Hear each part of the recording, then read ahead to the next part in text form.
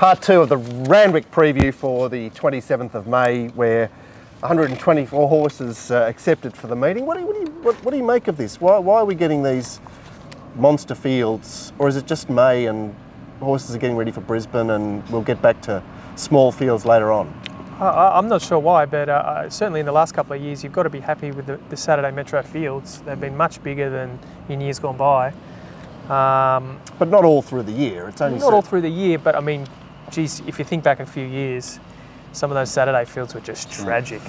But I mean, God will say he doesn't care about field size, and I think that that's a valid point as well. That you know, you're just looking for the winners. What are you seeing in? Well, what gets you excited about larger fields? I just like the challenge. Yeah, I mean, they probably bring out a few more truer results, if that makes sense. Maybe not, because you know you've got that aspect of queuing that really does, I think, affect a race. You know, once you've got a pack of horses in there, then sure, the positioning sort of slows down the race, and horses need to. Obviously, you get your fastest times, and I think more evidence of ability shown in truly run 8-horse fields where they're in pairs. Okay. Oh, well, it's easy for me. The less horses in the field, the less work I've got to do. Yeah, but you've penned 90% of the field anyway. What are you talking about your work? I think there's something in that though. I mean, a lot of the times, these big fields, it doesn't necessarily mean that there's more chances. Some of the races are just, you know. So from your angle, maybe that's creating more value for the few chances that you found. You've got to narrow it down and whatnot. But sometimes you can, you know, put a line through half of them, and if it's a field of 15 or something, well, that's good. Yeah, yeah. Right, but unfortunately for those of us that get that obsessed with doing the form, a field of 15 still means 15 horses to analyse, whereas obviously the ticks and crosses method has a lot of appeal in those circumstances. Race 6, I must say, not a particularly exciting mares race from my point of view. $4 in Times of War, $5 Siskin, who beat her up at Canterbury. $8 Heavenly Anna, back from a few runs at 1400. $9 Nerdy Rudy, $9 Yuma Desert. 15 Magic of Dreams, 17 Rowinda, 21 and longer the rest. Three obvious to go forward here. Il Mio, they're all drawn together. Il Mio Destino, Siskin, and In Times of War.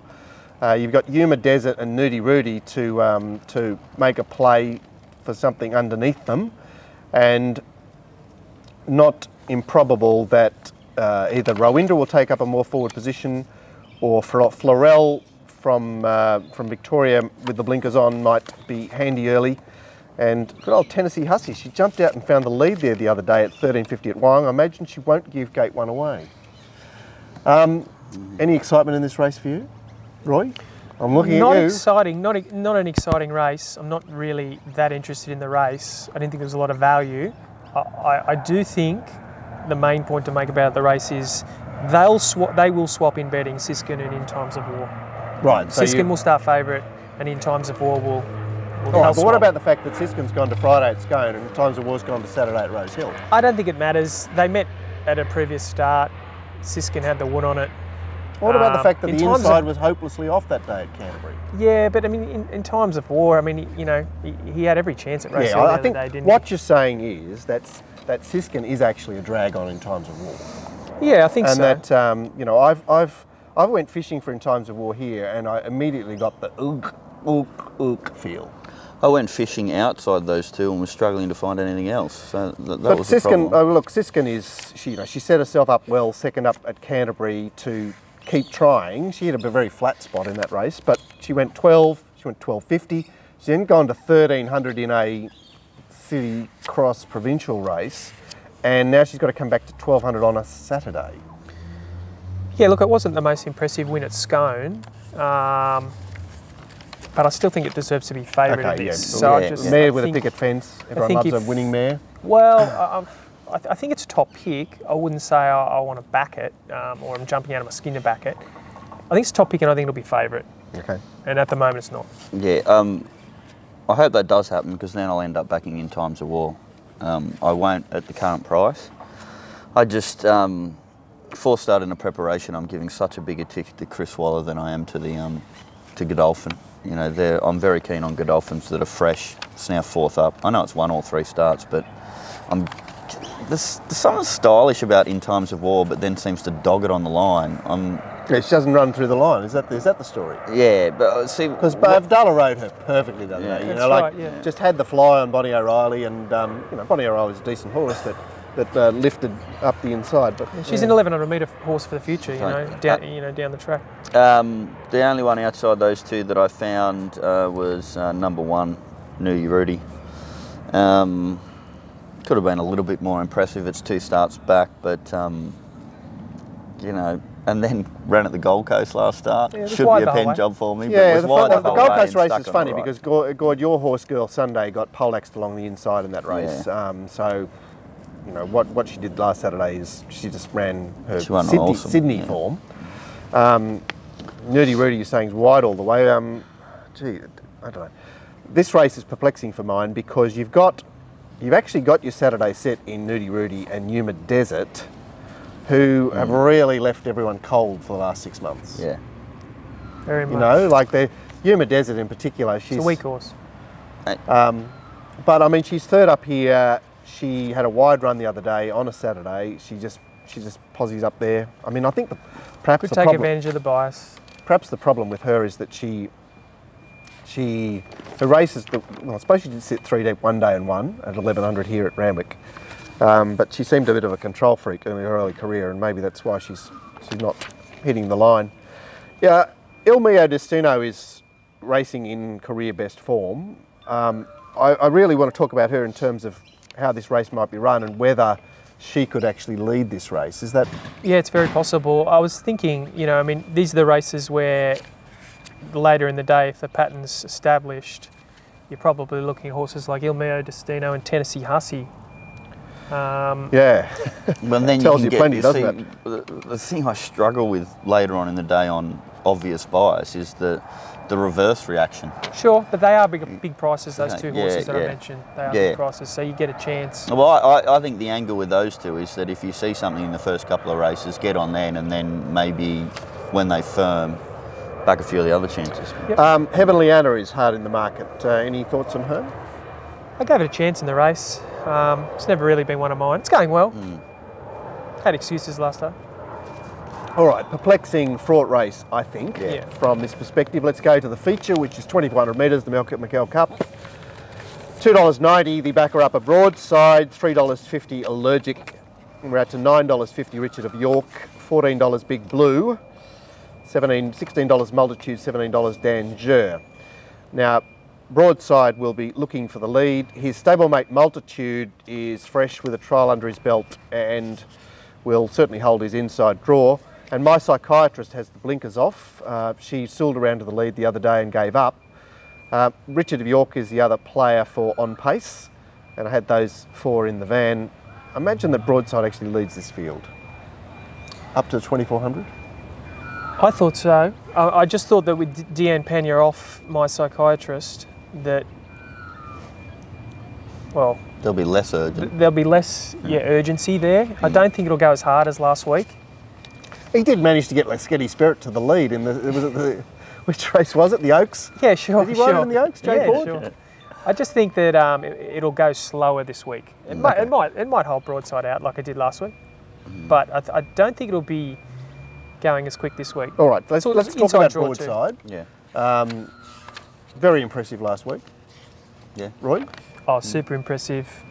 He's the bet of the day tomorrow. Okay. This will start evens. There's only one way it gets beaten, and that is busted up rather than springboarding off the 7 days. Sure. What do you mean that it was too hard a run last week? Because they were chased a very hot speed. And was hard ridden from quite a ways out too. Yep. But you know, Gay. Well, that's good. Isn't that good for 2,400? He's making his own speed. It's not like he's. It's not like he's. Well, I mean, maybe that's a query in the race that if he has to set the speed here, as opposed to, I mean, he's actually his 2 Saturday wins. He's set outside the speed. Yeah, I wouldn't mind if he led, especially if the pattern's emerging. You know, there's only one thing you've got to do on this horse is make sure you click up at the 600. Okay. You cannot sit sprint with this horse. He's too dour, but I mean, if he gets going at the 600, he's a good jockey. He'll know what to do. This will start evens, I reckon. I have to agree with you, Roy. I said it would start 5 to 4. Allergic is very close to Broadside in the betting at the moment. Do you want to talk about him? No. never liked that horse. Never had an opinion on it. It's always runs around too short. Probably start about 550 plus. All right, but he did seek the line in the lead up. Yep, He's just the only one. He just brings nothing. Allergic. He's a fair bit seasoned, and I mean, 2400 can be another land, and we haven't seen Broadside there yet. Yeah, the only other horse other than Broadside that I'm interested in is Danger, which third up this prep. Did sort of show, was quite strong late. Yeah, he's a 2400 metre horse. Yeah, he could. As he could do something. As is Soviet Courage, as is Richard of York. The race as is full Plot of Twist. broken down horses, isn't yeah. it? Like they're just over the hill. All right, so you get excited when you see a staying race that you've got half a dozen that have absolutely have found their level. Yeah, these horses. Oh, some of them aren't actually even racing at their best form. Yeah, they're sort of half broken down. I guess I mulled over what could possibly go wrong here. The only thing I could come up with was Waller's got a team in the race. So's Gay. She's got one to handle the to race shotgun. So yeah, it's just if the bias is the case, if Broadside gets the lead, and the fact that everybody's noticed recently, Gay Waterhouse's horses, even when they're getting headed, they're kicking back and winning. When our stable's doing that, they have a tendency to do that. Like even if they Robbie always says, they're hard to get past. Yeah, well, I mean, hard to get past. We know what happens these days. Another horse does get past them, and then they come again. So, like, when do you see that happening as often as it does? I've seen that for as long as she's been training. I don't know what she does, but it's impressive. It's just flying, this horse. Yes, it is flying. It is flying. Well set up. Yes, as I say, the only fly in the ointment is that it can be another land 2400. But. Sure. The penultimate, the flying, the lead up to the June Stakes, 1100 metres, the at sea. $3.80 Batterhov, who's first up here. $5 Machine Gun Jubs, $6 Upscale. $8.50 Good Old Ins and Outs, he's back to torture us again. $11 Madotti, $12 Le Cordon Bleu, $15 Hieroglyphics, $17 Kadiro. Speed sort of looks to be inside here. I mean, I sort of had Upscale going to the lead from Kadiro and Batterhov taking a trail. Machine Gun Jubs, if she jumps, because she doesn't always jump very well, hopping into something like a one out, one back position. You've got the Monster, who can be right on the speed, perhaps pressing on, and even Boss Lane could be a pest fresh. But the younger, lightly weighted inside division appear to hold sway. Gordo, you can have a first crack at this one. This is older horses, got to be your cup of tea. I struggled.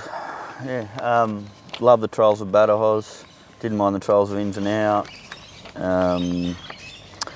I thought it was funny Upscale's trial because when it won first up last preparation, and it was dominant. It had the 3 trials and was actually more impressive in those trials. So, I know it's got that lovely fresh record, but I didn't know what to make of the trial. But I admit it's got a chance as well. Everything that I like is well found by the market, probably won't be playing. There's something you said that Batterhos, it's the 14 starts for the 3 wins, so you consider it sort of like a well-tried horse. I got an inkling from those trials that maybe it had come back a better horse. The penny had finally dropped with it. So, anyway, confused. What about you, Roy? Yeah. I just came back to Batterhos. I wouldn't say it's a great betting race. As you said, the chances are sort of cornered by the markets early. But I think Batterhos is the one to beat. It's got the inside draw. There's not a lot of pace in this race. The Monster and Kadiro probably take it up. Is that right? I had Upscale leading, but Upscale and Batterhos just in behind. I think there was a change of tactics with Machine Gun Jubs first up. From the wide gate, maybe? Back, I'd suggest that. I think I'll watch the space on it, whether it could go forward or go back. I'm not sure. What do you make of that run? Looks like a monster run. Yeah, looks a good run.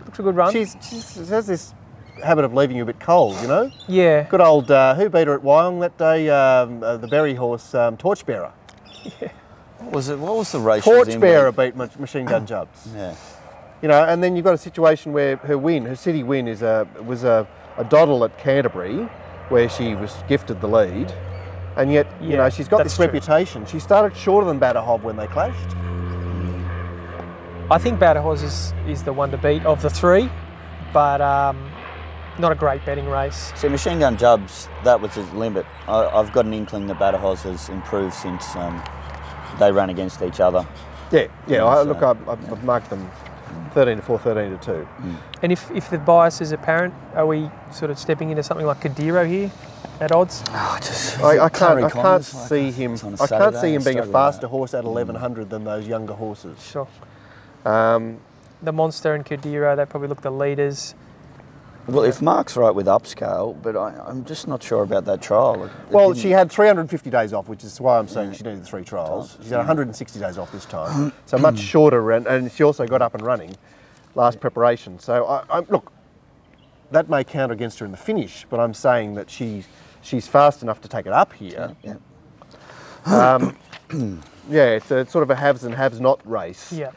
The only horse that I couldn't sort of land on a spot for was Madotti, which I look at her record. I've only seen her a couple of times at Rosehill and Wyong. She's contested Magic Millions races all the time. Is she a wild card or not? I'd have to pass. I pass. Yeah. The nightcap, 1400 metres. Once again, we've got a pile of runners. It's mainly a Wednesday race because it's benchmark 72. And $4.60, the Wednesday horse Wanka, the 3-year-old, who's won his last 2 at Canterbury, since being gelded. So unbeaten as a gelding. $6.50 his stablemate High Mist. $7.50 the Bull, $7.50 Cool Craft, $11 Level 8, $15 Imperator Augustus, $15 Quick Defence, $18 Magical Stance, $19 Lucky Fish. Who loves these horses? Not me. The Bull will just establish a lead here. Imperator Augustus would perhaps like to hold him out, but I'm sure he won't try, so just trail him. Wayanka sits handy, and Lucky Fish may push on from the deep. Poor old Lucky Fish. Is this a race that you want to be involved in, Roy, or not? Not particularly, no. Yeah, so you've got your little pets for the day, haven't you? You know, like. Well, I hope so. I hope I'm winning by now. There is one horse who I thought was remarkably good odds, and that was Ruthless Agent. I think it's $15 in early markets. $21. 21. That seems very big. What are you pinning that on? He is a 3-year-old. That's perhaps in his favour. I mean, he has been running around in highway races, but his runs have been good. He's lightly raced. He's got something in the locker. His first up run was good at Hawkesbury. No. What happened at Eagle? I think it's just outclassed in that Brisbane race. Yeah, I think it's just outclassed. This is a nothing race. Common race. Yeah, you could go for a lot of horses here. It's got an inside draw. Might be midfield, sort of getting inside runs here. And he seems the overs in the race. With what might be a biased day, I still couldn't. I thought I would get more involved with the Bull, but watching the replay, geez, it was struggling a long way out and swishing its tail. Yeah, he wants distance. He wants distance. But Randwick 1400, and there's nothing really going near him here. It's not. Yeah. It's not like he had to. He actually had to lead horses that were all well established. Those 2 mares that had raced on the Easter Monday, he had to get across them, and Il Mio Destino. You know, he had a lot to do in the early stages there to assume the lead. Whereas tomorrow, he needs to get rolling from the start. But it's not a. It's one of those situations where they're all pretty dour behind him. There's nothing to come and grab him here. Yeah. I admit what you see is what you get, and he's just going to be plodding. But for example, plodding can win this race. Well, for example, the favourite Wayanka has managed to win 2 Canterbury races. The first with a bit of a bias assist, and then the second with a Bowman assist. Are you in his camp, Gord? No, I'm against him. At that price. Well, it's hard to like that race that he won. Yeah. It looks a terrible race. The one I'll mention is number 2, High Mist. I was interested in the money first up, and this horse has run in some proper races in its career. So what, 3-year-old group races? Those Cezanne You know I love my 3-year-old group racing, right? 3-year-old spring group racing to boot. I thought, somebody told to me that they thought it didn't get a run. It seemed like it was hard ridden anyway. So was it going to you know, was there that much more there or no, not? he needed to, he drew such that he wasn't really wound up at any stage in a slowly run race. You know, we saw the gavel come from the back in that race, but he drew wide and could make his run, yeah. you know, could get going when he wanted to get going. High Mist was sort of always a victim of the race. So on suspicion that it's the best horse in the race, and I think it's a decent, what price is it now? $6.50. Oh, okay, well, you know, yeah. I have it on top, number 2, High Miss, but I'm not sure whether I'll be betting in the race. Okay, this is not a particularly exciting or illuminating finish to the program, but Imperator Augustus has had 2 starts at Randwick 1400 for 2 wins. I know, look, the first win I think was merited, and then he lost his way big time. The next time we saw him at Randwick 1400, Gun wore the spurs, got him to the lead, and the chasers, I guess they were a bit suspect, Roy. Yeah, he got his own way, didn't he? I think he's a funny horse. He sort of puts in one good run and then one bad run. But I don't think he's hopeless in this. And I mean, with the bias, he'll be in front. And level 8 had 25 provincial runs and then decided to make his debut in town in a Saturday race and finished awfully close up. Is that just a pox on that race? I've never been a huge fan of level 8. I think the form's, I thought it was going to be a bad form race, and it's kind of been franked. Has it really? Well, I mean, Speed Hero. yeah, Speed Hero came back to Wednesday, found the rails, you know, scraped home. You know, our horses at Warwick Farm Wednesday week ago, Shandana and the Thompson horse, whose name just escapes me, started favourite in the race. The horse we backed led, retired, ran 4th. Battled for the lead in the anyway. Whatever. We haven't seen Rogish since. I'm saying final decisions in level 8's performance in that race is a slur on that Saturday race. Final decision is a horse that hasn't won for a couple of years. It's been poking around, never seems to get a run. He's 3rd up on a quick back up, down to a level that you would imagine he should be at. Look, it hasn't just been not winning its last few starts, it's been getting absolutely smashed. So the horse is gone. It never gets a run. Yeah. Held up all the way. Oh, look, you know, you can make a case for a horse that hasn't won for 2 years in this race. I'm not. I marked it 20, so I don't care. I don't really care. I'm just trying to talk about the race. Okay, so just before we get into Red Hots, which these guys have sort of already previewed. Don't forget tomorrow that Dicko will be covering the your only mounting yard mail from RacingRant from Melbourne, and I haven't looked, but is it Caulfield tomorrow? We're all such Sydney files. No, actually, I had a look at Eagle Farm because, you know, got to get McLeod stuff, and if it matches up with Sydney form, then unload. So Macbeth Rant will be operating on the Eagle Farm program tomorrow. I noticed they had 23 mils of rain for the week, heavy 8. Is there some problem with Eagle Farm? Yes. Sure is. That sounds dreadful. It seems like, because Brisbane is, you can have any amount of rain and dries quickly.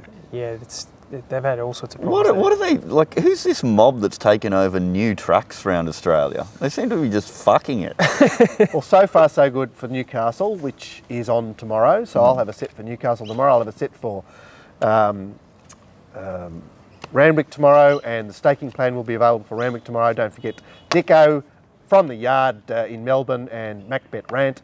And is there, before you give your Stellas, is there anything else you'd like to add, Roy? You all done? I think happy to be here. Happy to be here. I think just as many people as we can get following the Racing Rant.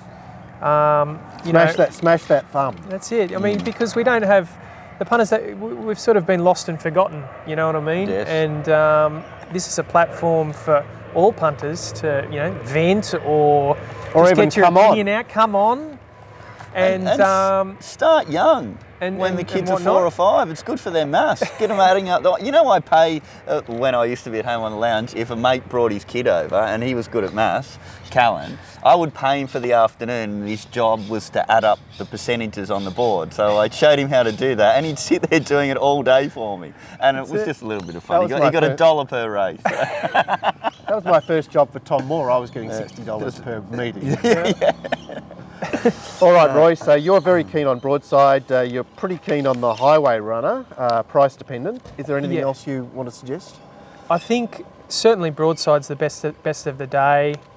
Sun Craze looks really hard to beat. I don't know about the price at the moment, but if it got to $3, I'd definitely be warming into that, and Prometheus should win. Mm-hmm. Gordo. You got the field team? Oh, are you checking it out? You all right? Yeah. What am I doing? Yeah, I really wanted to make Clipper a bet there, but I was scared of Sun Craze, and now that you're so strong, you scared me off too. So, what am I doing? Prometheus, definitely. I'll go for Lord Cecil. Lord Cecil in the first. Yeah.